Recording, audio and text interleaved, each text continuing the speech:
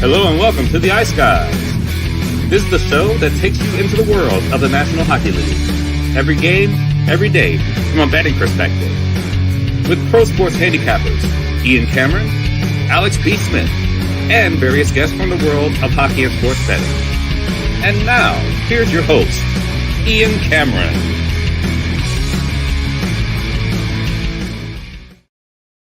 Welcome to the Ice Guys, Thursday, October 31st. Happy Halloween. I guess this is as good as it gets as far as a costume for me. An orange and black apparel today, black jeans and orange t-shirt today. That's about as good as it's going to get for me as far as dressing up for Halloween. But Ian Cameron and Matt Robinson are with you on this Thursday, ready to break down the NHL slate. It's a nice card tonight. It's another, hopefully a good underdog type of night as well in the NHL. There's a few dogs that I like, 7 games on this slate. We'll get to those in just a moment. First, we'll look back on a decent Wednesday night. Some of the matchups weren't as glamorous, but Columbus, another win for them. This Jackets team, I'm impressed, Matt. They work hard. Dean Evason's got them really playing hard, playing a little bit better defensively. How about Elvis Merzlikins getting the shutout over the Islanders, who've suddenly been stopped scoring the last 2 games, just 1 goal in the losses to Anaheim and Columbus combined, and they get shut out 2-0. Had this one wrong, unfortunately, with Winnipeg, Detroit. I thought maybe Winnipeg a little vulnerable after losing their first game, little hangover. No hangover. They drilled Detroit right out of the gate, dominated that hockey game. Yeah, Detroit made it a little interesting, obviously, in the second period, but then Winnipeg woke up again after a subpar second period and put that game to bed with a 3-0 third period, and they win 6-2. Kyle Connor is playing amazing. Another great night for him. And the Jets bounce back after losing their first game of the season to Toronto with a nice 6-2 win against Detroit last night. Colorado, not surprised that they lost 5-2 to Tampa. We had the Lightning, the team total on the Lightning as well. Thought that it'll just too injury riddled. 6 of your top 9 forwards are out. You got Nikolai Kovalenko playing on the top line. You've had to move guys like Chris Wagner up to the second line. You're talking about Drouin, Lehkonen, Big Val Nichushkin hasn't played yet this year. Obviously, Landeskog, and now Ross Colton and Miles Wood, who have actually played well. Ross Colton was awesome on that top line, believe it or not, with McKinnon and Rantanen, and now he's gone down to injury. So just too many injuries for the Colorado Avalanche to overcome, and Tampa Bay ends up taking care of business. Plus the fact that we didn't trust Kaapo Kakko once again last night in net for the Avs in his debut with this team, and a 5-2 Tampa Bay win last night over the Avs. Utah 5-1 against Calgary. We cashed the first period over by the skin of our teeth as that angle continues to hit teams off a shutout loss. The over's now 14-2 now this season with the first period over. 11-4-1 with the full game over. The full game over pushed, and it actually could have went over, but they disallowed the goal that was scored in the third period by Keller. It would have made it 6-1 Utah, but it was disallowed, and it ended up being 5-1 for the Utah Hockey Club. But the first period over hits, the full game over pushes, so it's still a profitable night riding this incredible angle of backing overs, first period and full game for teams off a shutout loss. And, of course, that was Calgary last night that was off the shutout loss, and they only scored 1 last night as well. So all of a sudden, some offensive struggles for the Flames. But Utah gets the win there, 5-1. We need an investigation into why the Vegas Golden Knights are so awesome at home and so shit on the road. This is becoming really, a problem, I think, if you're Vegas. You got to figure this out. You can't be the way they are at home and be just the polar opposite on the road, but it's happening again to this team. They're undefeated at home, and they've still yet to win a game on the road. They lose 6-3 to the LA Kings, bounce back for the Kings after losing to San Jose. And I should also point out that Utah, their win was after a loss to San Jose. Might we have another system play, Matt, that we need to start tracking? How do teams play after losing to the San Jose Sharks? Because San Jose wins 2 games against Utah and Utah and LA, and Utah and LA last night, both of them off losses to San Jose, and they both win. And they both play pretty much a dominant game start to finish. It's almost like losing to the San Jose Sharks is that kick in the ass that you need, that wake-up call, splash of cold water on the face, like, hey, that's not good enough. Losing to the San Jose Sharks, are you shitting me? That's unacceptable. So let's track this seriously. Let's keep an eye on this angle moving forward. Let's see how teams do in their next game after losing to the San Jose Sharks, because 2-0 last night with Utah and LA both winning their games after losing to the San Jose Sharks. And then the Hughes Bowl was a dud, certainly from a Vancouver perspective. My goodness, they get absolutely destroyed, crushed 6-0 by the New Jersey Devils. Hard to believe New Jersey scores 6, the game stays under, and breaks that over streak with Devils Canucks games. But it was all Devils. Markstrom was very good in net against his old team. And only Jack Hughes showed up on the score sheet out of the 3 Hughes brothers. Luke didn't have a point for New Jersey, and obviously no goals for Vancouver, so Quinn didn't get on the score sheet. But a goal and an assist in the victory for Jack Hughes in that Hughes Bowl, and just a dominant showing to start the road trip for the New Jersey Devils, 6-0. Vancouver, that was a porous game, putrid, awful game. JT Miller calling out his team's lack of snarl, lack of compete, saying we need more FU in our game, was his quote after the loss last night. So terrible night for the Vancouver Canucks. Matt, your thoughts on what we saw last night? Yeah, so it was actually a super profitable night for me. The only L I took, I did have the first period full game over separately, not my same game parlay, in that New Jersey Vancouver game. And obviously first period was 1 goal and then the full game was 6, and I got in at 6.5. So those were my only losses. I did jump on Columbus. I threw in the chat yesterday. Just seemed like a Columbus type of day. Very unimpressed with the Islanders right now. Maybe Columbus has this little bump. Do I think they're a contender for the Stanley Cup this season? Probably not, but I do like them when I see some good value. I think they're worth taking, especially when they're at home. I also had Utah, which was obviously a very minimal sweat. They took a lead early and kind of never looked back in that game. Obviously, they weren't dogs. I think they were like minus 120, but it was still, felt like it was good value. Home in Utah, they were due for, a good game. So that one was nice. I did have the first period full game over, same game parlay in the Tampa, Colorado game and in the Vegas Golden Knights LA game.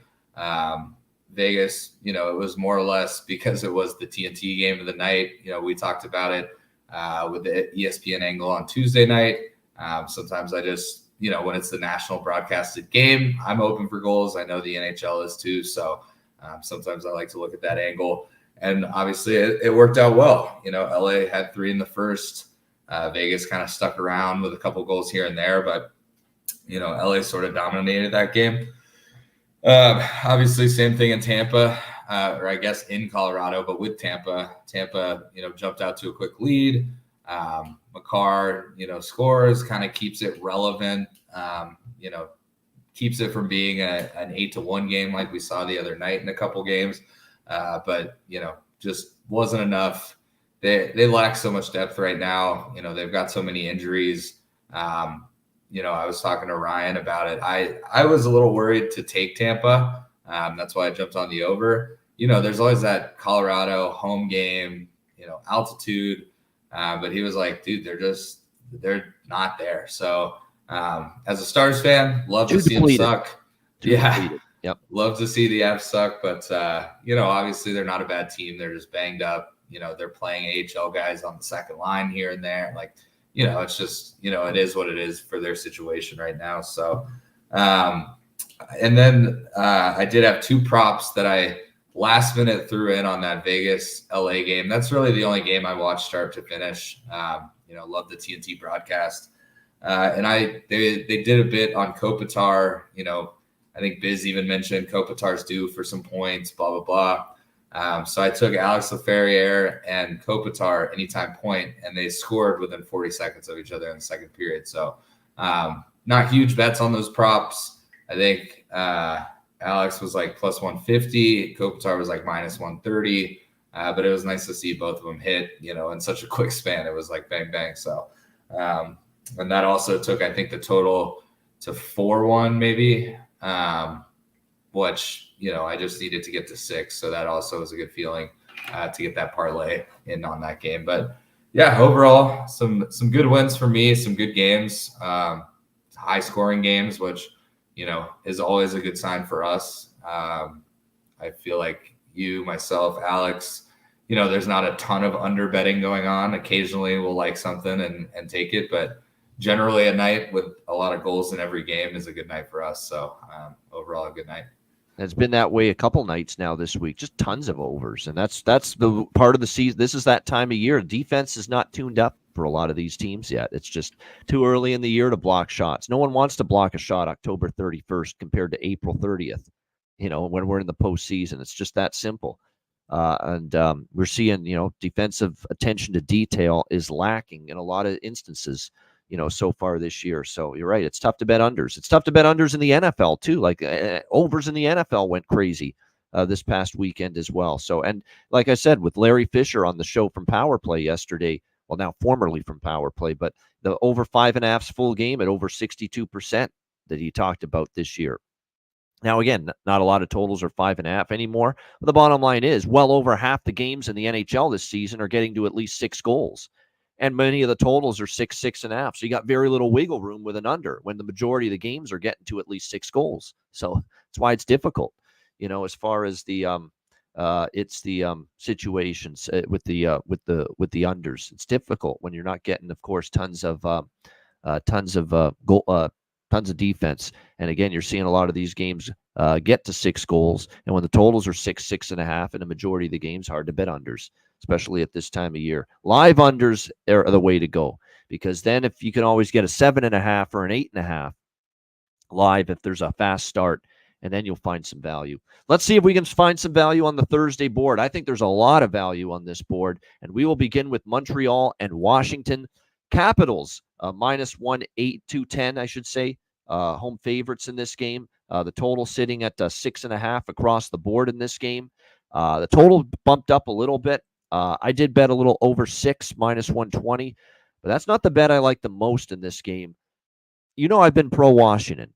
I think the world of what Spencer Carberry continues to do as the head coach of this team. You talk about a coach that's been able to get every ounce of ability and performance from this team in a year and a bit. He's certainly been able to do that this year for the Washington Capitals. And there's definitely a lot to like with this Caps team going into this game with the way they've played. The offense has been balanced. That's been good to see. Obviously, we got 2 goals out of Alex Ovechkin in the win against the Rangers. And I was on the Capitals the other night against the Rangers, playing them for the first time since that first round exit at the hands of the Rangers. Ovechkin got going. You've seen Dylan Strome play well to begin the year. The guy I cashed a bargain bin special with Tuesday night, Connor McMichael. He's been playing better and better as this season goes on. Great as far as not only a goal scorer, but a playmaker. 4 goals, 5 assists, 9 points, trailing only Strome for the team lead in points. John Carlson's been a point producer from the blue line. Protas has fit in nicely with that top line. Tom Wilson with the 5 goals. He's chipped in for the Capitals already as well. So, like I said, there's a lot to like about Washington. I like the way they're playing. 6-2 start.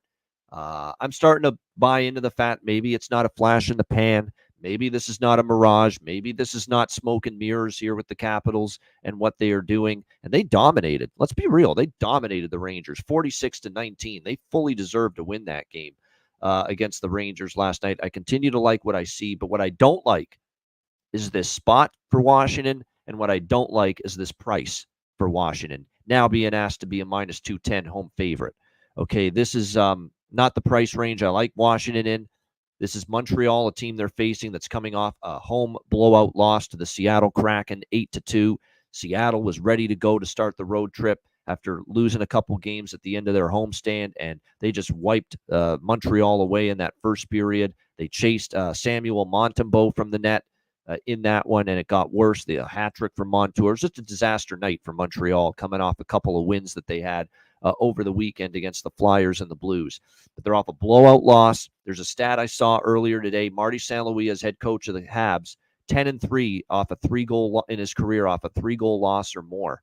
In his last 13, off a 3-goal or more margin of defeat for the Montreal Canadiens. I think you're going to get Montreal pushing it back hard tonight coming off a loss like that. Caden Primo is in net, and I'm not a big fan of Caden Primo, but he is coming off his first win as a starter in net this year when they beat Philadelphia. He was in net. They won that game 4-3. He was better in that game. I think based on the spot, and now with Washington 6-2, now they're priced a little higher than I think they should be in this particular spot. So I'm going to take a shot with Montreal here, plus 180. Big road underdog, off a blowout loss. Washington's now at the point where, as much as I've been impressed, 6-2 to begin the year, their only 2 losses weren't bad losses either, to New Jersey and Tampa Bay. But I think we're selling very high now on a Capitals team that is just a little bit overpriced, and I expect Montreal to push back strong tonight. Not to mention the Habs have won 3 of the last 4 games against the Capitals, including last year when they went to Washington in February. They beat them 5-2. So the Habs have actually played the Capitals pretty tough the last few games. I'm comfortable taking them here with this plus 180, a big underdog price. And like I said, at 6, I grabbed a little piece of the over here in this game as well, noting that both of these teams have actually, Washington's been much more of an offensive team than we thought. They've been scoring goals. Montreal is now 5 straight games for them have gone over the total. That's part of the reason why I grabbed this over as well. Maddie, what are you doing here with this game, Montreal, Washington? Yeah, I feel like I agree with a lot of the points you made. I've been impressed with Washington.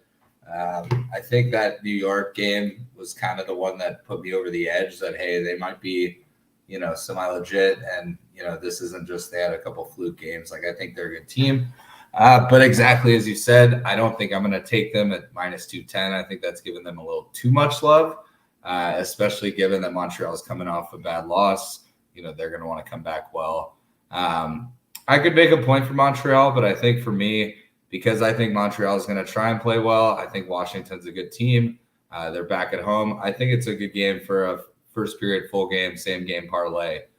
So that's first period, obviously at 1.5, and then full game at 5.5. I think, this could easily be a 4-3 type game. Maybe we see overtime, maybe we don't, but, let's get 2 in the first and then 4 the rest of the way.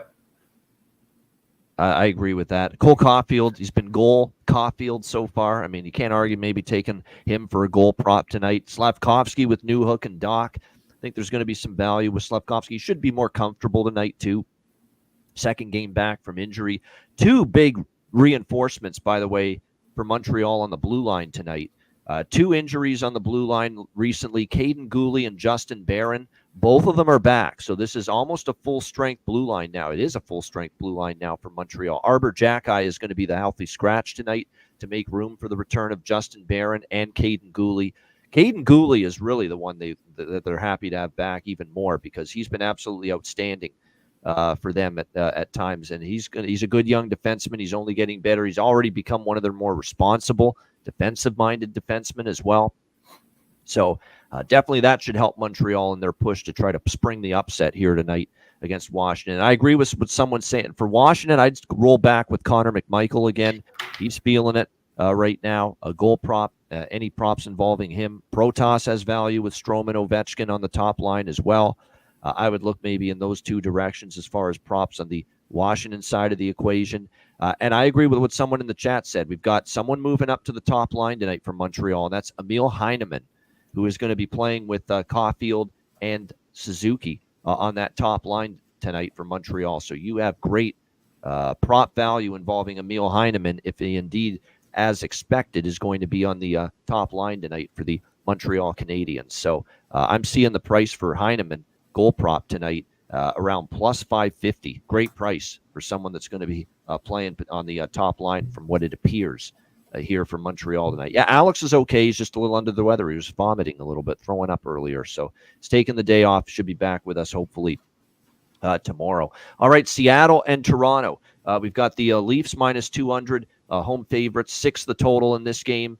I am not on the underdog in this game with Seattle, but Seattle off a nice win on the road, and they've been good on the road this year. I don't hate the idea of taking them plus 170, but I feel Toronto wants to get 2 good games in a row together. None of this win one, lose one anymore. They snapped the 3-game losing streak, one of their best games of the year, especially at 5-on-5 even strength, handing the Winnipeg Jets their first loss of the season, 6-4 on Monday night.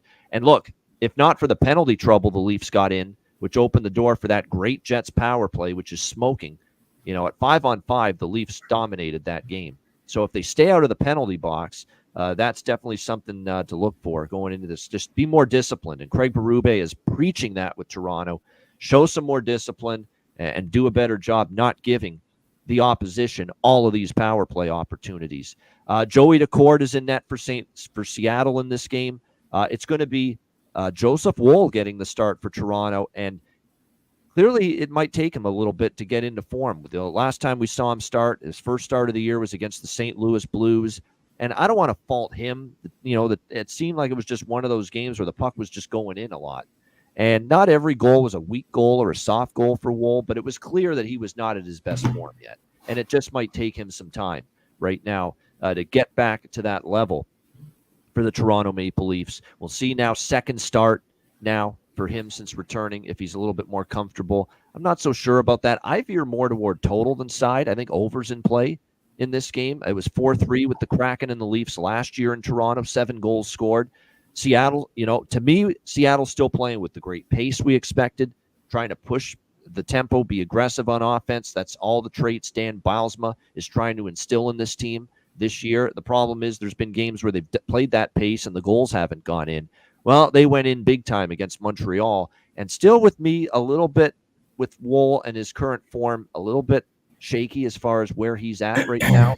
I could see Seattle chipping in some offense. I think the Leafs can score here too as well. The Leafs are so close to breaking out on the power play. I thought their power play, which has struggled all year, moved the puck on it as well as they have all year against Winnipeg. At some point, the puck is going to go in for them with the man advantage. And I think maybe it does here in this game tonight. So nothing for me on the side, but I do like this game over 6 minus 115. What do you think here in this one, Matt? Seattle, Toronto?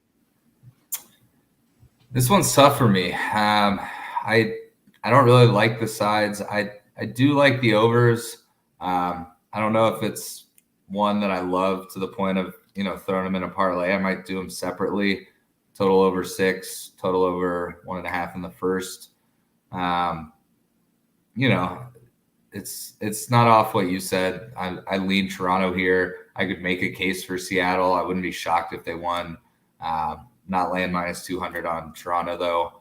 I think they get the win, but yeah, this is kind of I don't know what's going to happen. I do think there will be goals in this game, though. Seattle's been kind of hot, Toronto at home. So I think the first period and full game over will be my plays in this one. Yeah, as far as props for this game, there are a couple that stand out for Seattle. Look, finally an offensive outburst. Montour with a hat trick. So if you want to go Brandon Montour, goal or assist, I don't mind that. Bjorkstrand, I think worth a look. Tolvanen, getting going. I think Matty Beniers is starting to show signs of life. So those are the ones I like for Seattle. For Toronto, Matthew Nyes. Hungry Nyes. 1 goal from you and people fantasize. Hungry Nyes. Yeah, Matthew Nyes just continues to be a great fit with Matthews and Marner. And now the goals are starting to flood in for the big man. And, there's a reason why the Leaf fans like this kid. He gets in on the forecheck. He plays physical. He's not scared to get, into the scrum and stick up for teammates. And he's got good skill and good hands for a guy his size. Plus 300 still is out there in some books for him to score a goal here right now for this Toronto team. And, at that price with the way he's clicking with Matthews and Marner right now, you don't mind that price at all currently on a Matthew Nyes goal prop. Pacioretty, I think, with Tavares and Nylander is, I think, worth a look as well. What a job by Berube putting Pacioretty with Tavares and Nylander in the Winnipeg game, and that line was awesome in that game. They were dominant. Terrific night for them.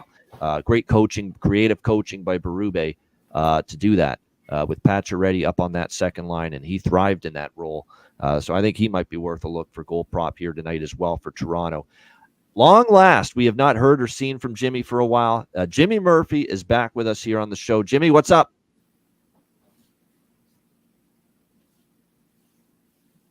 I think he's muted. We'll see if we can.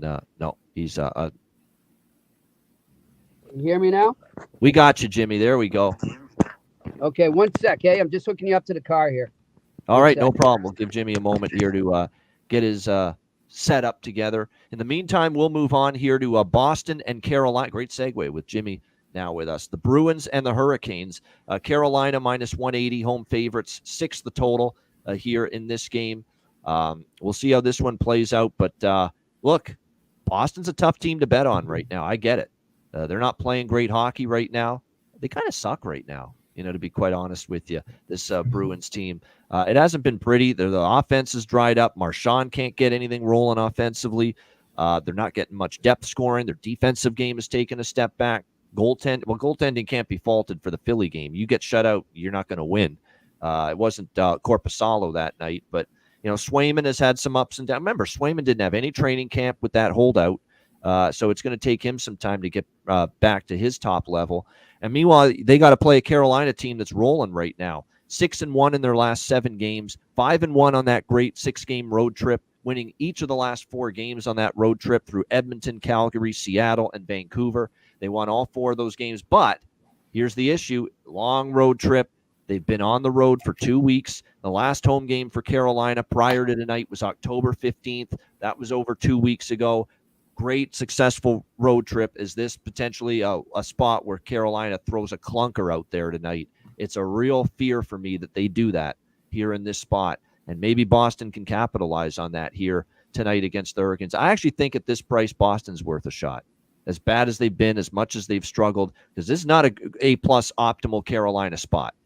A great road trip, 5 of 6, 4 straight wins, first game home. They've been on the road for a long time. That was a lot of air miles, too, from Pittsburgh to St. Louis to Edmonton to Calgary to Seattle to Vancouver. That's a long-ass trip. And now to come back home after that first game, that's tricky. I think Boston could be a live underdog here. I'm taking my shot with the Bruins. Bruins have actually won the last 2 times in Carolina as well here in the regular season. I'm taking my shot with the Bruins here, plus 150. And you know what else we've got to bet here in this game? You guys know it. System play. It is in effect. Boston Bruins off that shutout loss to Philly. It's now 14-2, first period over, 11-4-1 full game over with the teams off a shutout loss. That angle and that system play is in effect with Boston here tonight. So give me first period over, 1.5 minus 115, full game over, 5.5 minus 130. Matt, what do you think here? Bruins, Hurricanes. Yeah, I couldn't agree with you more that Boston is not in great form. They had a couple parlays the night of that Boston-Philly game. I had the first period over, full game over in that game, involved in both parlays. Those were the only 2 misses in both parlays. So I'm kind of heated with Boston, but I will stay with the system, especially for the first period over on this one. Maybe Carolina gets 2 goals, but either way, I'm going to trust it. 14-2, hard to bet against that. But yeah, just don't love overs or sides or anything with Boston right now. Carolina team total over 3.5 is even money. That might be worth a look if you do like Carolina in this game. To try and get to that 4 goals so you get a little better price than minus 180. There's a couple props I'm kind of tossing around on this game that I might mention later. They're kind of in the maybe bucket right now. But yeah, not a lot to say on this one. It's just hard to know if Boston's going to, flip the switch and, maybe this is a 4-3 game, or, if Boston loses 2-0 and everything misses and, things like that. So kind of in a weird spot right now for them. Yeah, I have not bet Boston, and good thing, but I have not bet Boston very much this year. Bet on them, I should say. I just feel at this price, catching Carolina off the long roadie, the successful long roadie, this might be a decent time at this price to maybe step in. The problem is Jim Montgomery. It feels like he's scrambling a bit up front with the forward group. It's scrambled eggs, and it's a great segue. We'll get Jimmy's thoughts here in a moment on this. It's scrambled eggs right now for the Bruins forward group. I mean, I'm seeing John Beecher with Pavel Zacha and David Pastrnak potentially on a top line. Marchand Lindholm and Mark Kastelik moving on up from the 4th line. And Kastelik's actually scored a few goals this year for the Bruins. He's given them a little pop a little bit offensively. But, boy, up to the 2nd line for him. That's quite the promotion. Max Jones, Charlie Coyle, Cole Koepke, Trent Frederick, Matt Patra, and Brazo rounding out the forward group. It is a blender to the nth degree here. Blender times 10 right now with what Jim Montgomery's doing with the forward group, trying to shake it up, trying to find something that works to kickstart this team, especially offensively. And the reason why that off a shutout angle is great with the first period full game overs is because the teams try to focus on offense when they get shut out. You know, you can't win if you don't score any goals. So I think the fact is that angle's been so great because teams off a shutout loss try to be more aggressive, try to get their offense going, maybe take a few more chances defensively. I think that's why it's been such a great angle to bet this year, first period and full game over for teams off a shutout loss. All right, Jimmy, great time to talk to you here because we're talking Bruins, obviously having their issues. What do you think here, Jimmy? Boston, Carolina tonight. We'll see. You might still be waiting for him to get set up. If that's the case, we'll give him a few more moments. I think so. All right, we will.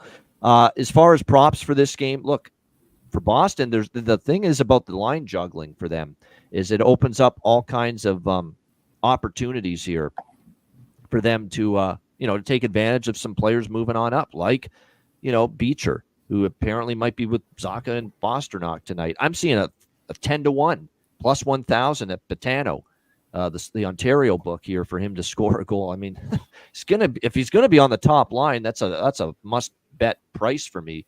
Kastelik on the second line, and keep in mind, like I said about Mark Kastelik, we think of him as a physical, big guy, can forecheck, can fight, very physical player, not a big offensive player, but for the Bruins, he's actually scored a few times this year for this team already. So, and now on a second line, potentially, he's got 3 goals on the season, scored against Toronto in the win against the Leafs on Saturday night. So keep that in mind. But like I said, the one good thing about Montgomery just going apeshit here, juggling the lines, is that you get guys like Beecher and Kastelik here, decent prices here if they're going to indeed be top 6 guys tonight for the Bruins. And then for Carolina, Roslovic worth a look.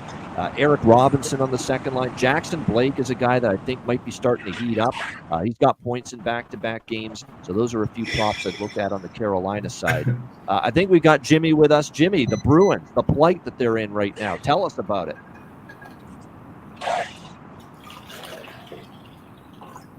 You guys hear me all right? We got you, Jimmy. Yep. Yeah. I'm not hearing. You got me. Okay. I'm just going to talk because I could hardly hear you, but I'll just talk. So Bruins spirit of Hurricane. Halloween, guys. I mean, the Bruins are truly trick or treat. Yeah. You got me, right? We do. Yep. Go ahead. Can you hear me? We got you. Okay. So, yeah, I was just going to say in the spirit of Halloween, the Bruins are the trick or treat team tonight. And I think they're going to trick you. If you think they're going to come out and bounce back, you're probably going to be sorely mistaken. However, I do like them in the first period. I like them to come out, so I'm going to take the money line on them in the first period. I like them to come out with some jump to redeem themselves a bit. They'll be energetic. They'll coming off the shutout, they're going to want to prove everybody wrong. But as the game goes on, I think the stuff that has been spooking the Bruins all season is going to creep back in, and that's turnovers.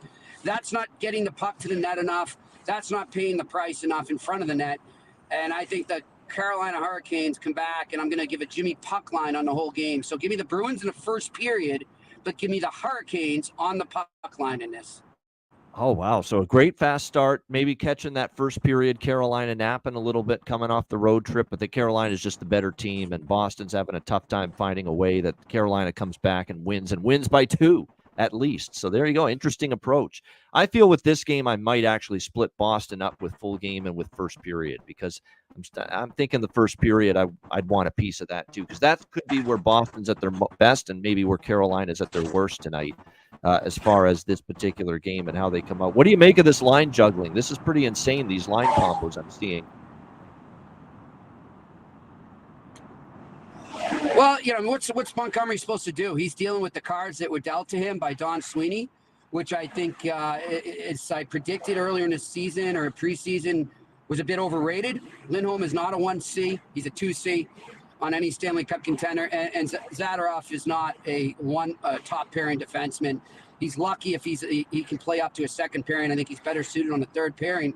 But the Bruins forced them in positions they're not really suitable for, and it's backfired on them. So, if I'm Jim Montgomery, what are you going to do? And you got all your veterans who are playing like shit right now that don't look interested. And I fear right now that a lot of these guys have tuned the coach out. So what's he supposed to do? He's got to try anything he can to save his job because, look, if they go on this next stretch of 4 games here They're in Carolina, then they're in Philly on Saturday afternoon, and then back home to play Seattle on Sunday for Jack Edwards night, and then I believe Tuesday they're in Toronto. So if they don't get, I'd say 6 out of 8 points there, Jim Montgomery might not be the coach a week from now. So he's desperate. He's going to do what he's got to do to survive, and I don't blame him. So I think the veterans need to step up right now and answer the bell. I don't like the way they've lacked leadership on this team so far in this season, and they gotta do something. Where's our guy Charlie Coyle? Where is he? Well, it's funny you bring him up. I was talking about him earlier on a radio hit that I did with a station in Portland, Maine today. I do every Thursday. And there was I wish I could find the clip. I wish I went back when I was sorry to meet the first time initially, and I had clipped it. If you go back, if you can, he called the timeout at the end of the game the other night against Philly. They're down 1-0. And Jim Montgomery's got the dry erase board out there. He's trying to draw up a play. And the camera hones in. And there's Charlie Coyle looking up in the crowd or looking up at the roof, not looking at the dry erase board, not looking at Jim Montgomery, looking completely disinterested in what his coach had to say. And that, to me, says that's a veteran that's tuned his coach out. And that's disgusting to me. He should be leading. And I like Charlie Coyle. I think he's a class act off the ice. But I thought that was disgusting. And it's just not what you need right now from the veterans on this team. No, I mean, I'm seeing a lot of veterans here. I mean, 1 goal from Coyle, 1 goal from Zaka, who gave you some zip offensively. Brad Marchand's getting all the focus and attention. I get it. You need more than 1 goal. I think Brad Marchand's been all right the last couple of games. I don't have a problem with his game. But, where's David Pastrnak? Yeah, he's throwing some goals in, but, I mean, he's a turnover machine right now. He's not playing in the neutral zone. He's thinking, let me make the highlight reel play. Just get back to basics. Play some dirty hockey. Play some – get in there, grind. Roll up those elbow sleeves. Yes. Yeah. I mean, to me, so far, they've been weak. That's it. That's the best word to describe them. They're weak. Yeah, no doubt. Right now, they need something, and we'll see if they can get a spark and get a much-needed win tonight, which won't be easy, but they do get Carolina off a road trip. We'll see if they can maybe pounce on that. The 2 games we already talked about, Jimmy, we'll get your thoughts quickly. What do you think here? Montreal, Washington, Caps, -210. Well, look, I think Washington's for real, first of all, and credit to them for coming out and proving that here in the early going into the season. I think a lot of people, including myself, thought, it was kind of a fluke that they just barely made it in last year and they'd slide more into their so-called rebuild, retool, whatever you want to call it. I think they thought, a lot of people just thought, hey, whatever. They got lucky last year. Now teams will figure them out. They haven't. And I think that's a credit to the coach, Carberry. He's doing a great job. I spoke about the Bruins lacking that grinding type of hockey and effort. You get that every night from this Capitals team. That was a great gutsy win against the Rangers the other night. That being said, you wonder sometimes, they're human and people are starting to praise them like myself here. Does that get to their heads a bit, or do they look at a Montreal team that just lost 8-2 and think they're going to just walk out there and win? So that's why I love the Canadians here on the money line in the first period. I think they can sneak in. They're going to be motivated to redeem themselves after an embarrassing loss at home. So that's my bet today. I think there's a good chance the Capitals, like I said, with the Hurricanes, come back later in the game. But I like the Canadians to sneak in and take the first period here. So give me the Canadians on the first period. And I'm going to go with a little Nick Suzuki to score a goal. Man, does he do. He needs to get it going if this Canadians team is going to start going again. So give me Nick Suzuki on an anytime goal as well. All right, very interesting. Interesting looks there from Jimmy there with that. And I agree with you. I'm on Montreal full game. I mentioned it earlier. I think this is now they're a little overpriced. Montreal getting blown out. I saw a stat: Marty St. Louis, the last 13 tries off a 3-goal loss or more. He's got Montreal at 10-3 in those games. There you go. So that's pretty good. So he has gotten a response from this team after a bad game like they had against. Yeah, I remember they got pounded by the Rangers at home, and then Saturday night they bounced back. They beat the Blues 5-2. And they won on Sunday too. Yeah, exactly. So I think they might be live in this spot. I agree. Seattle, Toronto, Jimmy, your thoughts? Seattle, Toronto, this is going to be a good game. I think a lot of people maybe were looking at this on the schedule and saying this is an easy one for the Leafs. And, Seattle doesn't really get a lot of love, but they've been playing hard hockey. They really have. And so that's why I'm taking the draw on this. I like an overtime in this game, guys. Give me the draw. Yeah, I almost bet the draw here, and I still might small. There's another draw I like on this card. We'll get to it later, but I could see this one being competitive in that one. All right, we move on. Anaheim and Pittsburgh. Penguins minus 180, home favorites, 6 the total. You don't have to convince me. You don't have to twist my arm to bet against Pittsburgh as a minus 180 favorite. I'm more than happy to do that. This is a fucking shit show of a defense. Nobody makes leads disappear like the Pittsburgh Penguins. That 2-0 lead lasted fucking 2 seconds against Minnesota the other night. They're a dreadful team in their own zone. And poor Blomqvist and Jari and Nedeljkovic, I feel bad for the whole lot. Yeah, they haven't played great either, but this is all about the horse shit in front of them in their own zone. What a bunch of lost puppies they look like in their own zone. Nobody can cover anymore in front of the net. Look, as long as Dostal's the guy in this game for Anaheim, and by the way, Lukas Dostal, it's time to start talking about him. He's leading the NHL in goals saved above average and save percentage. He was phenomenal in the win against the New York Islanders the other night. Anaheim won in Pittsburgh last year as well. They beat the Penguins as well in this building. Their one trip here. This is whack, whack, whack, whack, whack, whack, all the way for me. Anaheim Ducks plus 160. Anaheim team total over 2.5. You're going to give me a 2.5 team total over against Pittsburgh right now? Fucking right. I'm going to sign up for that any day. Over 2.5 minus 128. And I don't like this as much, but I'm going to take the full game over as well. Just because every Pittsburgh game's going over the total right now. That's how bad they've been defensively. Anaheim might keep this low scoring, but I'm still going to take the full game over as well. But I really like the Ducks and the team total over on the Ducks as well. What do you think here, Matt? Anaheim, Pittsburgh. That's what I'm looking at too here. That Pittsburgh-Minnesota collapse was enough for me to question Pittsburgh a little bit. They have been scoring some goals, so I agree with you there on the over. Dostal is the one concern. You know, he's given up very, very minimal right now. So I could see the Ducks taking a lead and then, sitting back on him, letting him shut things down. But yeah, the Ducks team total over and then a little bit on the money line is how I'm going to split this one up. Those will be my only 2 plays on this one. I do have another parlay prop bet that I'll mention later, potentially. On this game, but that's really it besides the team total and the Ducks money line.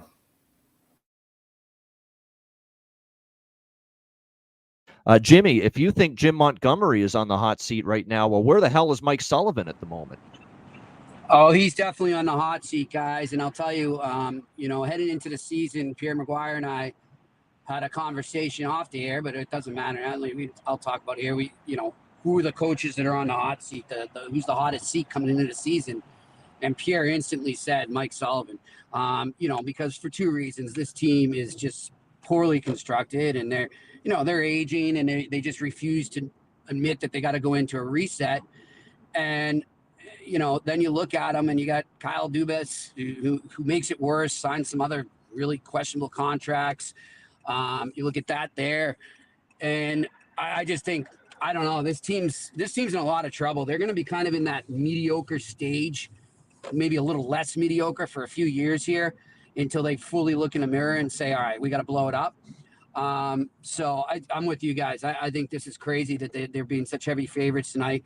And keep riding it while you can, because apparently the odds makers have not caught on to how bad this team sucks. So I'm going to reverse Jimmy puck line on this. Give me the Ducks minus 1.5. Give me the Ducks over 2.5 goals. And yeah, the Penguins are a joke right now. They're definitely defensively, and their goaltending is. They can score still at times, but man, their defense is just, it's brutal. It's painful to watch how just inept they are and how out of position, and they're just easy paths to the net, for opposing forwards, just blowing the odd man rushes they give up. It's sickening how many odd man rushes they give up every game. Their transition defense is non-existent. You can't find it.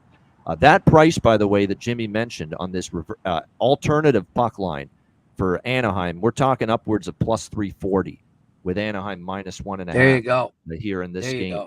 There's no doubt. So, yeah, it's just all about the price. You give me Pittsburgh minus 120 in this game, then maybe I'm not as adventurous trying to bet Anaheim here. But minus 180, no problem going up against the Penguins. Yeah, and I like Go ahead. Sorry. No, I was just going to say Leo Carlson, Troy Terry are goal props I like for Anaheim. Both of those guys have been clicking. And the one prop I do like for Pittsburgh, because I think Pittsburgh could find the back of the net a couple of times, even against Dostal, Ricard Raquel. He has clicked with Crosby and Malkin, filling in for Brian Rust. He's a former Anaheim Duck, former team as well. That's an angle that works. So I do like Ricard Raquel goal prop for Pittsburgh. Yeah, go ahead, Jimmy. Yeah, the last thing I was going to say on Sullivan, too, being on the hot seat, you got to remember, too, it's not Dubas's guy. So the more they lose, it's more of an excuse for Dubas to bring in his own guy. And I think when you see them in the offseason bring in David Quinn as an assistant, that can't be a good sign. It's almost like Sullivan's looking over his shoulder every game that his successor is going to be right there. So, yeah, I don't think Mike Sullivan makes it past Thanksgiving. And Thanksgiving is, less than a month away. So we'll see if the Penguins have a pulse between now and then. Next up, we've got St. Louis and Philadelphia. The Flyers minus 145, home favorites, 6 the total. I took the Flyers, Jimmy, against the Bruins the other night. I just figured a nice price, Ersson in net instead of the Russian and the Belarusian, Fedotov and Kolosov, who have both struggled for the Flyers, that they'd put a good road effort there against a struggling Bruins team. And sure enough, they get the shutout there. But I'm kind of going the other way tonight. The Philadelphia Flyers are still not a team I'm ready to lay a big price with. It really is that simple. Jimmy, they're 0-2 as favorites this year. They've only been favored twice, and they lost both games. One of them was to Montreal, and there was another one early in the year they were favored. They lost that game as well. So 0-2 as favorites. They've been dogs in every other game this year, the Philadelphia Flyers, but 0-2 as favorites. And here they are, their third game as a favorite here tonight against a Blues team that, like we talked about with Montreal's coming off an ass kicking. They got pounded by Ottawa 8-1 the other night. You got to expect a response from this Blues team. They're still proud veterans on this team, like a Brandon Saad, a Braden Shen, Buchnevich, Kyrou, all these guys. You would think that we're going to end up being the Blues certainly a lot better tonight in this game. Now, I don't like that it's Ersson in net. He's certainly the best that Flyers have right now. But certainly I think the Blues are going to want to play better. I'll take a shot with them tonight around plus 125, plus 130 here with St. Louis tonight in this game. This is the one game I think could stay under, because I think the Blues are really going to want to clamp down defensively after giving up 8. And I think John Tortorella, after this nonsense with bad goaltending and shoddy defense, and that Minnesota game, which was 7-5, he got back to that low-scoring, let's take care of our own end type of game against Boston the other night. So I actually do lean to the under here in this game. What do you think here, Matt? Blues, Flyers? This will probably be a pass for me on my card. I do lean Flyers a little bit here, but with St. Louis losing that game 8-1, they're going to want to bounce back. I think it's two, middle pack teams, as you mentioned, with Philly playing the best goalie that they've got.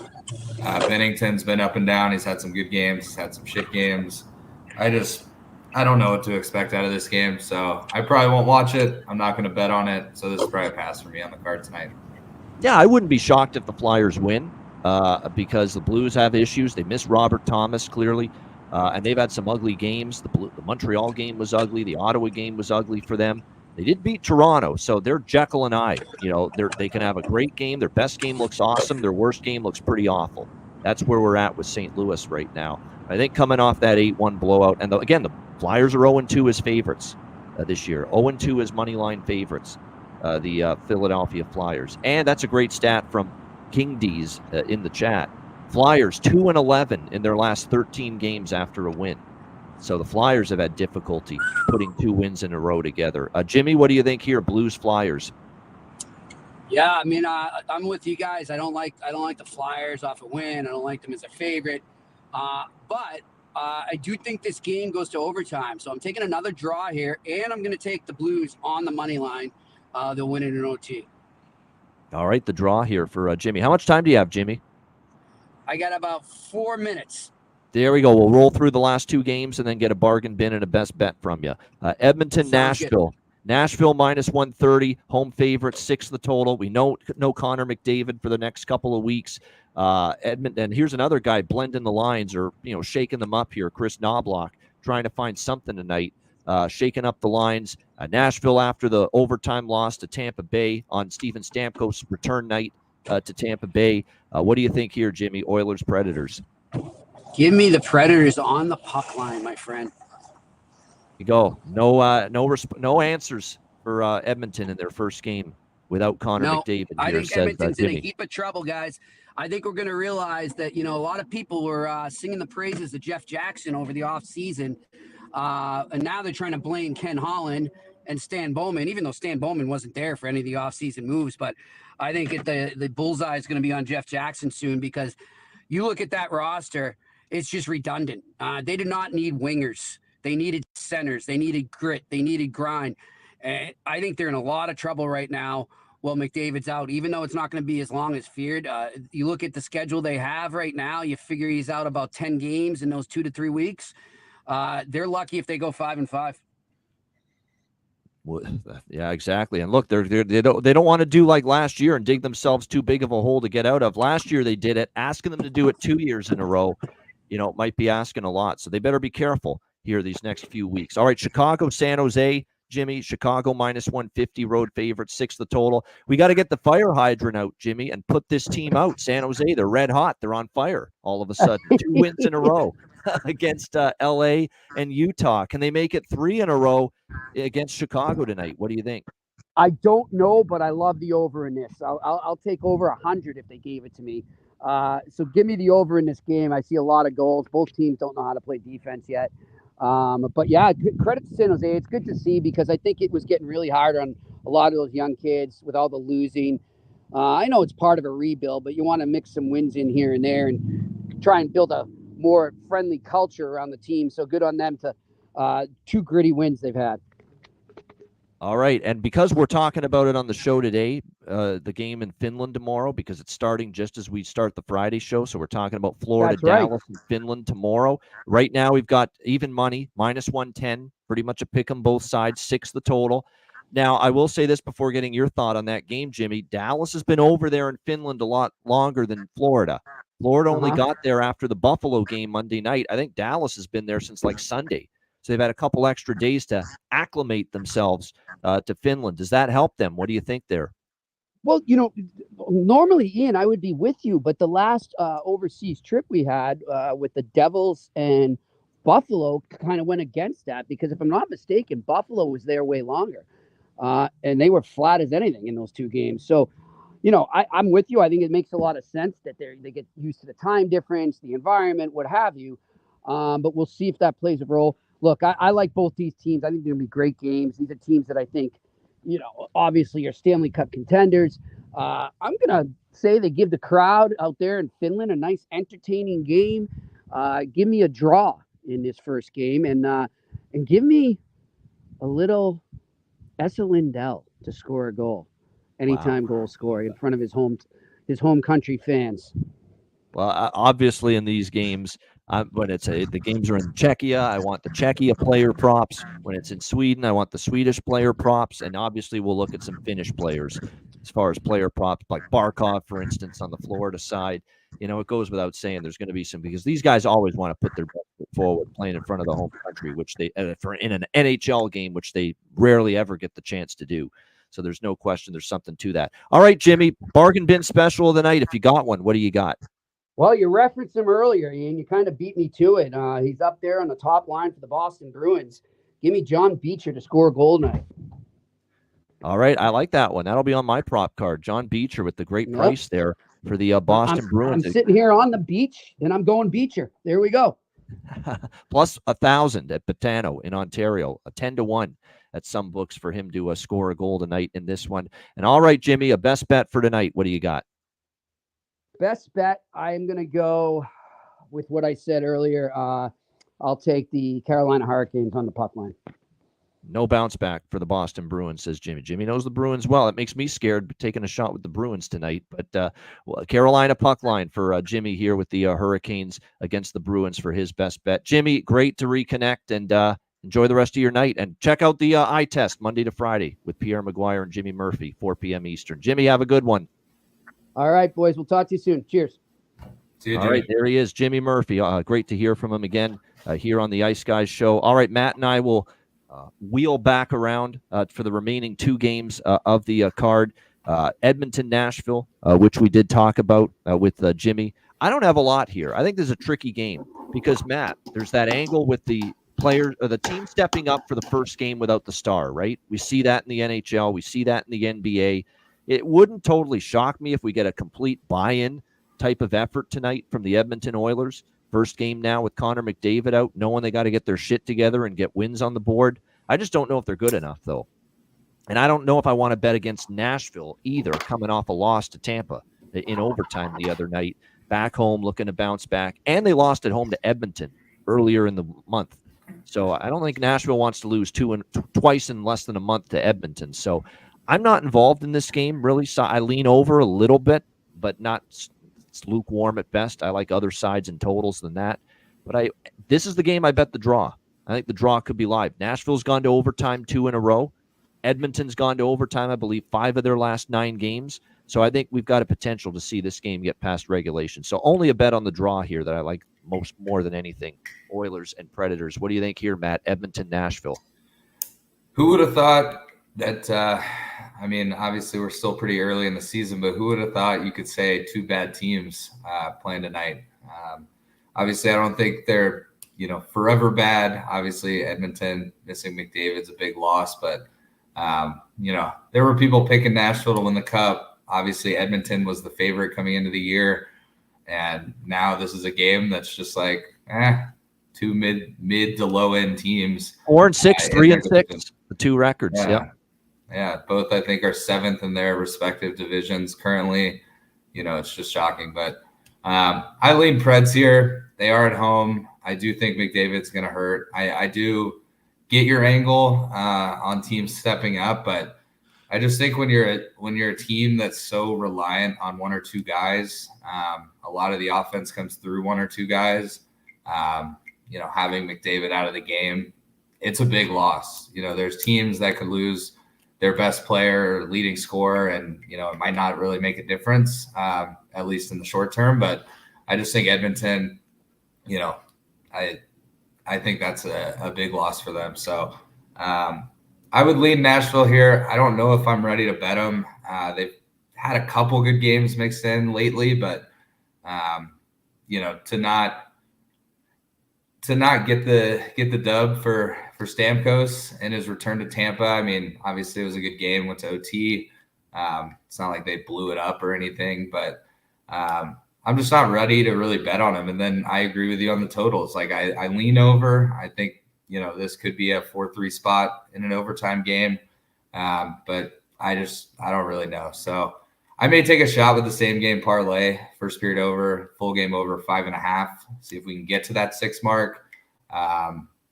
Might sprinkle on Nashville, may, look at a Nashville team total.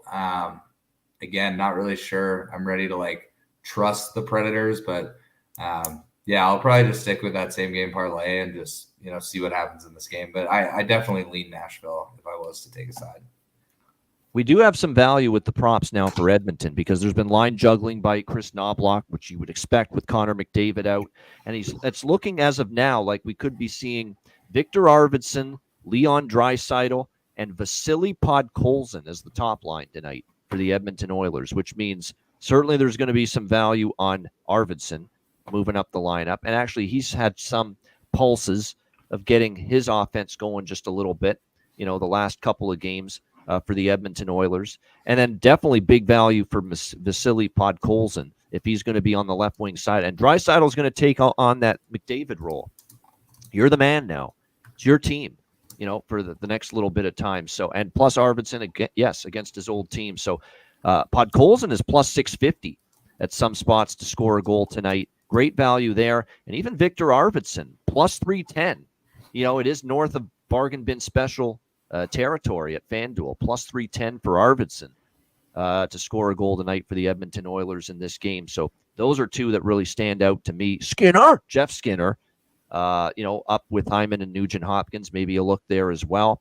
It is Calvin Pickard, by the way, confirmed in net for Edmonton. Probably Saros for Nashville, hasn't been confirmed yet. 2-1, 2.9 goals against, 875 save percentage so far this year for Calvin Pickard. So we'll see if he's able to step up for the Oilers tonight in this one. Like I said, it's maybe a small bet on the over for me, but specifically the draw from a side and total. But like I said, it's not a bad prop game. And then for Nashville, I agree. Tommy Novak's got value, in my opinion, for the Nashville Predators as well. I know Stamkos and Marchessault and Forsberg are the headliners, no doubt about that. But, we've got O'Reilly's got 3 goals, 5 assists, 8 points. Nyquist starting to get rolling a little bit. And Thomas Novak, 3 goals, 1 assist, 4 points for him. So, like I said, I think the Novak value is pretty solid. All right, Chicago and San Jose. We've got last game for tonight. Chicago minus 150, home favorites, 6 the total. Jimmy likes goals, and so do I. I think it's 2 bad teams. It's 2 teams that, look, earlier in the season, or just even a few games ago, Matt, these were actually 2 teams that were playing okay defensively, and they weren't scoring. Offense was the problem for the Blackhawks and the Sharks. But you look at Chicago, they had a 5-goal outburst against Colorado. They saw their power play finally get on the board, and no one's killed the Blackhawks power play more than our guy Alex B. Smith, Blackhawks fan. He just can't stand how bad the power play's been. But they finally got on the board against Colorado. And San Jose, for the longest time with Celebrini injured that first game against St. Louis, they stopped scoring. They hadn't scored more than 3 goals in any game since Celebrini's injury the first game of the year. And suddenly the last 2 games, which they've won, they've scored 5 and 4, 9 goals combined in their 2 victories against Utah and LA. So just suddenly now the San Jose Sharks are starting to score some goals. So I like this over. Series history points that way as well. 3 straight games have gone over the total between the Blackhawks and Sharks. 5-2, 5-4, 4-2, the final scores of the last 3 games. So 2 overs and 1 push, but none of the games have had less than 6 goals. In fact, you go back further, and 6 of the last 7 meetings between these 2 teams have had at least 6 total goals scored in them. So over 6 for me, and we'll see how that goes for this game. But like I said, I'll go over 6. Nothing to do with the side. I mean, maybe San Jose can win 3 in a row, but I'm not betting them to do it. And I'm not laying a price like this with Chicago on the road. So it's a pretty easy decision for me to stay out of the side. Just the over for me here. Matt, what do you think? Chicago, San Jose? I'm on board with goals as well. This is sort of, to me, like when you get to the end of the season, there's a couple bad teams, but their best players are going for, goal bonuses and point bonuses and things like that. Same thing works in the beginning of the season with 2 teams that, are obviously not really even playing for the playoffs. They're, more, maybe we lose out and get a lottery pick next season. But when those games happen, this is a great night for Chicago or San Jose to score 5 or 6 goals because they don't get to do that often. So I love goals. I'm going to be on the first period, full game, same game parlay, and then I'll be on individual bets on the first period and full game over 6. So just want to, I want this to be an 8-7 game or something crazy. Obviously this would have been a good game to watch. Had Celebrini not gotten hurt, Bedard. Yeah, no, we don't get that Celebrini-Bedard matchup. Yeah, that's unfortunate. Yeah, so that would have been, that would have made it a little worth watching. Last year's young gun, this year's young gun, they'd probably go back and forth, but I still think it's a game, guys on both teams. This is a game where, it's early enough. San Jose's on a 2-game win streak. They lost 9 in a row. They're not thinking playoffs, but they're like, we can compete in this league. This is a game to build some more momentum. Chicago, same thing. We're going into San Jose, not a great team. This is a game, to get our power play working and, other parts of the game working. So let's just hope for a shit ton of goals in this one. That's all I got. There we go. That's all I'm betting. That's all I got too. Is the over here with Chicago and San Jose in this one. Yeah, for props in this game, this is a good game to dabble with props because we do think both teams will be capable. Because again, 9 goals for Utah. That's an offensive onslaught for them, for San Jose, the last 2 games compared to what they did earlier in the year. But for the Sharks, seems to be a lot of the same cast of characters. Like, it's not like they have a ton of places to go to for offense. So if you're going to look at anyone on the San Jose side of the equation, you got to look at Toffoli. You got to look at Zetterlund. Those are the guys that are largely going to get it done for them. Maybe a little William Eklund as well. But when you look at the numbers, Granlund actually has 5 goals, 8 assists, 13 points. Toffoli, Eklund, Zetterlund, Wenberg. Those are the main ones. After that, there's a big drop-off for the rest of the San Jose team offensively. And then Chicago, Bedard with the 9 points. Teravainen's been good. Ryan Donato sneaky all of a sudden, starting to find the back of the net for this Chicago team. Ryan Donato has goals, 3, in fact, in the last 2 games against Dallas and Colorado. So a little hot streak here for Donato's Pizza. Ryan Donato, Nick Foligno, the birthday angle. It's Nick Foligno, the captain's birthday of the Chicago Blackhawks. So I think that's a pretty good angle to go with, maybe Foligno, as far as a goal prop. So it's not a bad game as far as goal props, because we do think there's the potential for goals to be scored in that one. All right, now we're going to preview the Friday afternoon game in Finland, because it'll be starting just as we begin the show on Friday. So we're going to preview it now. Florida, Dallas, in Tampere, Finland is how you pronounce that, by the way. Nokia Arena there in Finland. Do you like how I did that, huh? Yeah, that's exactly how you say it. And, of course, we've had our Finnish friend Nicholas Nevalainen on the show in the past, and he'd agree with me. That's exactly how you pronounce that city. Tampere, Finland here. Nokia Arena, Florida and Dallas. Even money, -110. The total is 6 across the board in this one. It's a good point that Buffalo had the larger amount of time in Czechia before the 2 games against New Jersey, and they lost both games. So maybe the longer amount of time spent there is not a good thing for Dallas, because Florida only got there, Tuesday after the Buffalo game. I find from a side perspective, I don't really want to touch it this game. You've got the Panthers, obviously, that have gotten their ship righted. Remember, they had that bad game against Minnesota. They haven't lost since. And they got Alexander Barkov back, obviously, against Buffalo, which helps them immensely. No doubt about that. They end up going into this game, probably as healthy as they've been in quite some time, which is good to see. Meanwhile, for Dallas, they're a team that at times has had issues offensively getting it going, but, they're now fully healthy as well. So this should be a great couple of games here with the Panthers and the Stars, the Friday and Saturday games over there, because these are 2 healthy teams. These are 2 teams that believe they can win their respective conferences. This is going to be a great matchup here for these 2 games. Looking forward to it. We'll see how this one plays out. Both games last year, Panthers versus Stars, went over. 5-4 and 4-3 were the final scores of those 2 games. And there's been a long layoff. Dallas hasn't played since Saturday night in Dallas when they beat Chicago. So we're talking about 6 days without playing a game. It's been 3 for Florida after the Buffalo game. So what does that mean? Is it going to be rust at the offensive end or rust at the defensive end? What are you going to see here in this game? Not a strong side or total opinion, but just for shits and giggles, and because we all like goals, we'll probably sprinkle on an over bifecta in this game. Over 1.5, over 6, first period full game. But there are props that we do like. We're talking about target the players that are from Finland. On both sides. Barkov stands out, obviously, for the Florida Panthers. Be stunned if he doesn't find the back of the net, in at least a couple of these games here over in Finland, in Tampere. Anton Lundell, another man from Finland for the Florida Panthers.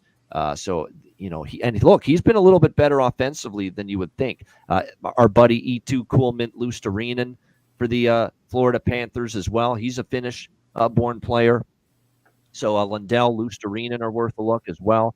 On the Dallas side, it goes without saying Miro Heiskanen, obviously, from the blue line.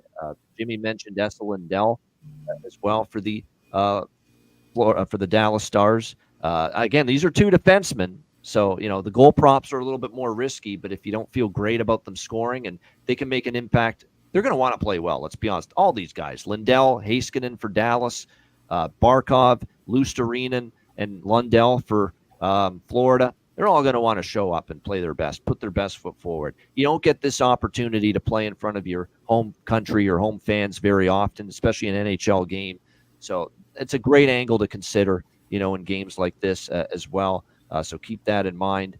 Those are the ones that stand out to me as far as the Finnish-born players. There's no doubt. So keep that in mind. It's usually a good angle to roll with in these games. So definitely going to be looking at sprinkling on a lot of these Finnish-born players, both sides, in the 2 games here between the Panthers and Stars. Matt, I know you're excited. I mean, I know you'll be ready 11 a.m. local time where you are for that game tomorrow. Florida, Dallas over in Finland. What do you think here for Friday, Panthers, Stars? I am very excited for these games, not just as a Stars fan, as a hockey fan. 2 good games, overseas games. How did I miss Rope Hintz? Of course, yes, Rope. Yeah, yes. I was going to make fun of you a little bit for that. He's my, we're going to get into today's best bet and bargain bin. He's my best bet. Sounds like you're hammering him. It sounds like. Oh, yeah. So, I'm excited just in general. I'm excited to fuck off from work at 10 in the morning and watch the game on the TV up here because, it's an early start time for me. So, I'm excited for a lot of reasons. Obviously, with Dallas playing in it, haven't been able to watch them all week. That's another story. But, yeah, so, Rupe obviously finished born. He's the Stars' leading scorer right now. Someone alluded to it in the chat because he was wearing the gold helmet at practice this week, which is a Finnish tradition. There's been some lineup swaps, and I love it. It's looking like it's going to be Hintz, Ben, and Stankoven as that top line. Jamie Benn's played really well as of late. Robertson, he kind of gives me the same vibe that Jimmy mentioned with Pasta. Is he's scoring some goals, but he's just not really as involved as maybe they would hope. So I like the swap. I think it maybe will motivate Robertson. He's still going to have Wyatt Johnston on his line, and it looks like Dodonov. So it was basically just a Jamie and Robertson switch. Obviously, Ben and Stankoven have great chemistry, and holy fuck, give me Rupe Hintz's speed on that big international ice. So best bet for that game is going to be Rupe Hintz anytime point, but I'll be on his goal prop, his assist prop, and his point prop. Just a player trifecta. And then, I also love Jamie Benn to score. That's probably what would be my bargain bin tomorrow, because that'll probably come in somewhere right around 300, 320. He kind of, if you buy around, you might be able to get him at 360. On my books, he wasn't available because typically it's day of. So he should be in the bargain bin range, at least on some books. And playing on that top line, I think he's going to be motivated to play well. He's going to want to play well for guys like Rupe, guys like Miro. I know you mentioned it. They've been there a while. We were talking before the show. They've been posting on social media out, in the sea, and then, getting in the saunas and eating all kinds of weird food and stuff that they miss from back home. So I know I saw a post like Rupe's grandparents are going to get to see him play in his first NHL game ever. They've never been able to make it, into the United States for a game. No idea if that's health reasons or age or whatever. But that's a big deal for a guy. Hey, I have parents and grandparents and aunts and uncles that don't want to go anywhere travel these days. So I get it. Let alone across the globe. Yeah.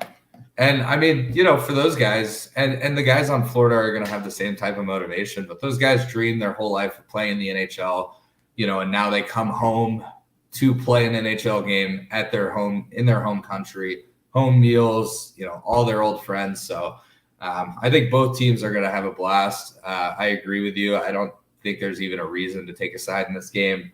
I hope, in a perfect world, as an unbiased fan of the Stars, I hope it's a split and they're both good games. Maybe both games go to OT, both games go over the over, just a lot of action for the fans that come out from Finland. So that's what I'll be on is props primarily. But I think especially for tomorrow's game, I think I'm going to jump on a first period full game over. I probably will jump on the bifecta. Maybe both teams will score in the first period.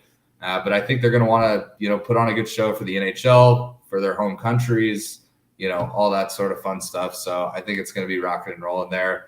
I've seen a lot of media people talking about how much hype's going on, what the fans are like. They're already, wearing jerseys out to the bars 5 days before the game and stuff like that. So I think it's a pretty cool thing that the NHL is doing. And I'm glad they targeted teams that have, not just a couple of Finnish guys on both teams, but big pieces of their team. Miro, Rupe, those are 2 really big pieces for the Stars. And then obviously Barkov, being the captain there in Florida, this is a big deal for him as well. So, I'm more than anything, not even just being a Stars fan, I'm just excited to watch these games. I think it's going to be awesome hockey.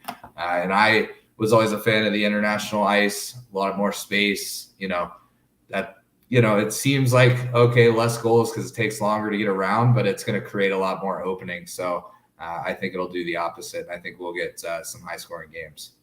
The history, Daryl, is high scoring, but as Bailey alluded to, both games in Czechia, were a bit lower scoring with Buffalo and New Jersey to begin the season. Now, I'm not going to say that's going to happen, every single Europe game moving forward. You have to take it with it, but they were both unders, 4-1, 3-1 with Buffalo, New Jersey. But Buffalo was kind of scuffling early in the year.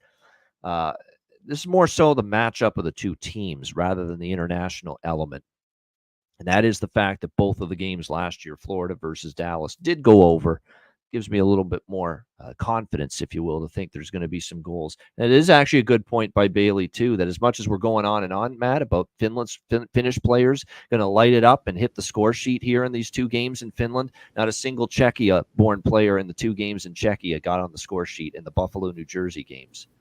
So keep that in mind. Doesn't mean, but hey, all the things aren't created equal, as they say. Yeah, and I do think, again, I get that that's an angle. One thing I will say is it did open the season, so both these teams have been playing, gelling a little bit more. But it'll be interesting to see. But I know those guys are excited. So regardless, there's more game breakers too from Finland than game breakers from Czechia on those teams. Like, who was the big game breaker from Czechia on New Jersey? What, Palat? And Palat's not the scorer that he once was. So I think this is different. Yeah, I know nobody from Czechia really made an impact scoring-wise in the two games there with Buffalo, New Jersey, but there's a lot more impact players from Finland on these teams. Barkov for Florida. Look at Lundell and Lusterin and how they're improving for Florida. They're bigger impact players now. And, of course, goes without saying, Roope Hintz and Miro Heiskanen in particular for Dallas. So, is it 1 p.m. or is it 2 p.m.? I'm seeing 2 p.m. Eastern on my rotation. I thought for sure it was 2 p.m. Eastern that game. Florida. I thought it was 10 a.m. It's 10 a.m. my time, so that would be 1 p.m. So that's screwed up on the odd screen then. Florida Panthers versus 1 p.m. Eastern and 10 a.m. So it's all the more reason why we previewed this game on the show today. 100% is if it's going to be Friday 1 p.m. Eastern Daylight Time. Okay, I see it now. It is 1 p.m. Yeah. Well, now the NHL app has it at 11 a.m. my time, which is 2 p.m. So, but then my Score app has it at 10 a.m. which is 1 p.m. So I'm seeing conflicting reports too. Let me see what the NHL site says. I'm seeing 2 p.m. Eastern, NHL.com schedule, 2 p.m. Eastern on Friday, Florida, Dallas, noon Eastern on Saturday. So that's what I'm seeing. I think it is 2. Yeah. Got to be 2. Like the NHL website says 2 p.m. Eastern. How could they be wrong? So I think it's the Score app that was 2 p.m. Eastern, 11 a.m. Pacific. Yeah, is what I think it is. Just make sure you don't miss it. Try to get the time right. Shout out to everyone in the chat. 314 live viewers watching. Appreciate it. Hit the like button if you're watching on YouTube. But shout out to everyone watching on the other platforms, Facebook and Twitter X as well. Make sure you sign up at patreon.com/iceguys, just $10 per month. Again, we've got our goalie charts, totals charts, all the bonus content posted there each and every day. The daily betting card as well. Every single day, sides, totals, player props, the betting card posted each day from all of us.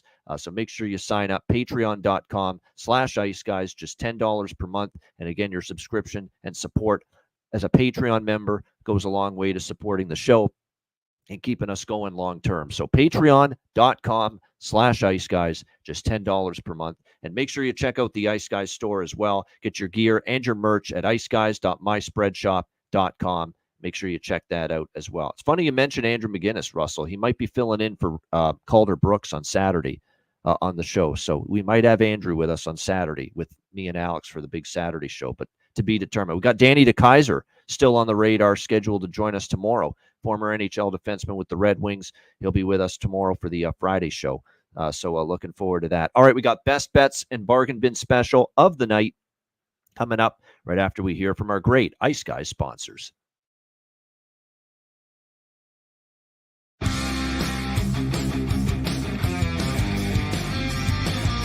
Support for the Ice Guys podcast is provided by Boston Hemp Incorporated, Manscaped, Power Play Sportsbook, Raise Your Game, Tailgater Social, and a big thank you to all that subscribe to the Ice Guys Patreon page.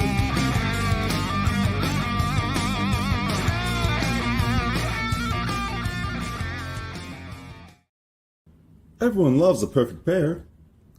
Bacon and eggs. Thunder and lightning.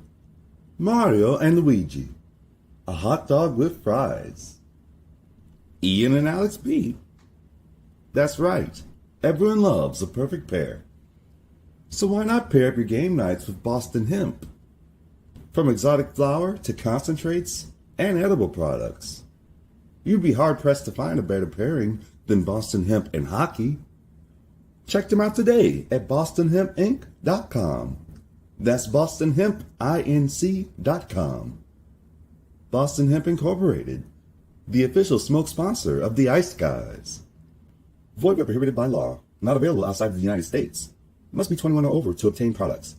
Check your local regulations to see if Boston Hemp is available in your area. All right, shout out to all our great sponsors of the Ice Guys show, including Boston Hemp Inc. Make sure you check them out. 20% off all orders on the website using the promo code ICEGUYS at bostonhempinc.com.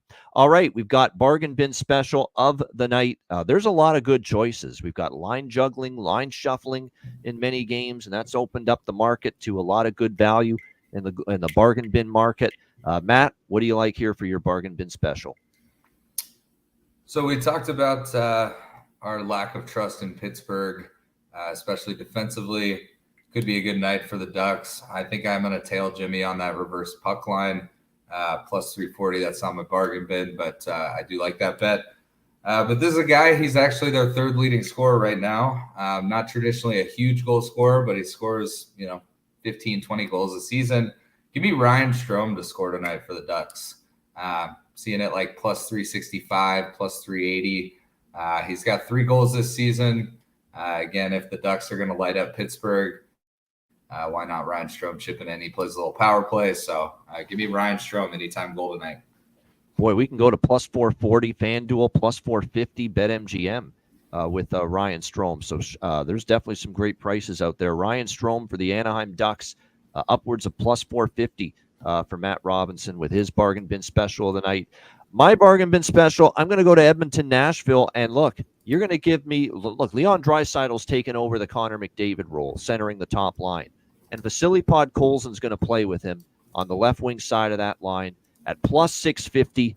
I'm going to take my chance that maybe Vasily Podkolzin can be that fit with Leon. The price is great. The opportunity is great. So Vasily Podkolzin for the Edmonton Oilers at plus 650. That is what I am going to go with here tonight for my bargain bin special of the night for this Thursday card. All right, best bets to wrap it up. Matt, what do you like here for your best bet for Thursday? Yeah, so we haven't really talked about it in a while because, this was the very first thing we mentioned on the show. But give me the first period over in that Montreal-Washington game. We know that Montreal's going to be looking to come out hot. Washington's been hot. They're back at home. Just give me 2 goals in the first period. Don't really care how it comes. Montreal, Washington, first period over. That's my best bet of the night. Happy Halloween. There you go. Happy Halloween. Hopefully no tricks, only treats with Montreal, Washington over first period tonight for Matt Robinson with his best bet. My best bet for this card, I've been crushing it with the big underdogs this week. Chicago, Columbus on Monday. You look at Anaheim, Philly the other night, Washington the other night. I'm picking an underdog tonight, and I think it's just ludicrous. Pittsburgh's a minus 180 favorite. So let's go Anaheim Ducks. See if we can get another dog winner with them. Quack, quack, quack, quack. Plus 160 for Anaheim. We'll roll with that for my best bet. They won in Pittsburgh last year as well. Don't be surprised if they do it again. Anaheim plus 160 against Pittsburgh for my best bet. Great stuff. Great show. Shout out to everyone in the chat. Hit the like button. We appreciate it very much. And like I said, tomorrow we're back on with Danny DeKaiser. Looking forward to that. Oh, Matt, one last thing before we wrap up. Matt, say hello on behalf of Ian or me. I'm Ian. On behalf of me and Alex to Luke Adam, because I know, you're going to see the Tahoe game. And like I said, friend of the show, he's been on the show multiple times. But checking out the Tahoe game Friday night, the ECHL team. I know you're looking forward to that. Yeah, absolutely. I'll definitely say hello. I know Nick in the chat is originally from the area. He's out in Colorado now, but he was asking last week if I was going to make it out. And I'm going to go Friday night. They played the Steelheads out of Idaho. I actually have a buddy from Dallas on that team as well. So it's kind of a 2-for-1. I'll definitely give Luke my best from the Ice Guys family. And, hopefully we can get him on the show. If not during the season, maybe during the NHL playoffs, maybe get him on a betcast or something. No doubt. Good stuff. Enjoy that time there and your time there in Tahoe for that Friday night and into Saturday. And enjoy the Florida-Dallas games as well. I know you're looking forward to them. All right, great stuff. Hit the like button on the way out. A reminder, the Ice Guys is live Tuesday to Friday, 2 p.m. Eastern, Saturday, Sunday, and Monday, noon Eastern. If you can't watch the show live, download the Ice Guys podcast in audio form on all major podcast platforms, Google Podcasts, Apple Podcasts, Spotify, Stitcher, iHeartRadio, Amazon Music, and more. Download the Ice Guys podcast when you can't watch the show live. For Matt Robinson, I'm Ian, and Jimmy Murphy, I'm Ian Cameron. Have a great Thursday night. Enjoy the games and good luck, and we will be back with you tomorrow on Friday for another edition of the Ice Guys.